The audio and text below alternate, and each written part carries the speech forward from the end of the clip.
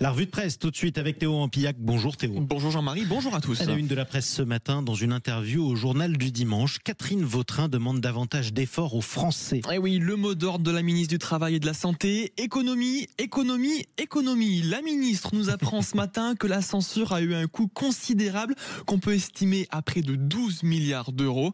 Alors pour réduire cette perte, ça passera donc par, vous l'aurez compris, des économies, mais aussi par le travail. Les sénateurs proposent de travailler 7 heures de plus dans l'année, soit 10 minutes de plus chaque semaine.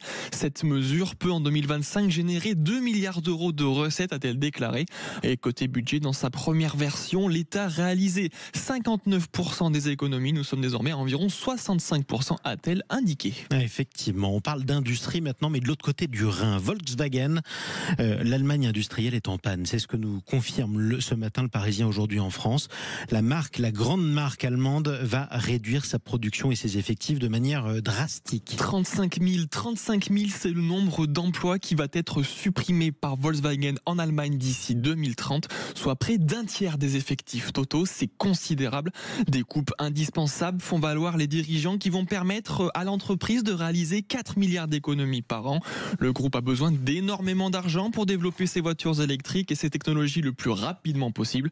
Comme un symbole de cette crise, la célèbre Golf ne sera plus produite à Wolfsburg, dans le berceau du groupe en Basse-Saxe, mais au Mexique dès 2027. Ah oui. Sauf que ça fait des années que l'Allemagne ne produit plus certains véhicules dans le pays et fait appel à des sous-traitants étrangers moins chers, à rebours de la France depuis 2017, qui s'est, elle, réindustrialisée. L'Allemagne s'est désindustrialisée, souligne Anaïs Voigilis, spécialiste des questions industrielles. Écoutez, ça peut pas faire de mal que ce soit dans ce sens-là, pour une fois.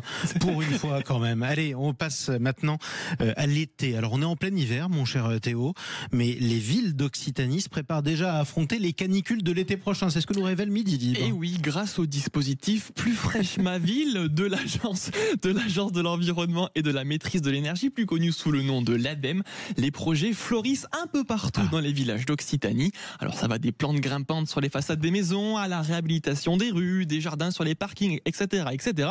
Autant de mesures qui font du bien, puisque selon l'ADEME, ces actions ont pu faire baisser les températures de 4 degrés dans les centres-villes. Oui. On le rappelle, c'est essentiel, puisqu'on le rappelle, en 2024, et pour la première fois de l'histoire, la température moyenne mondiale a dépassé la barre symbolique des 1,5 degrés de réchauffement climatique.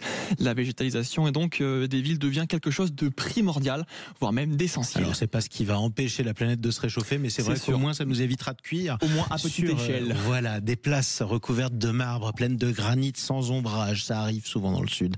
Merci beaucoup Théo Ampillac.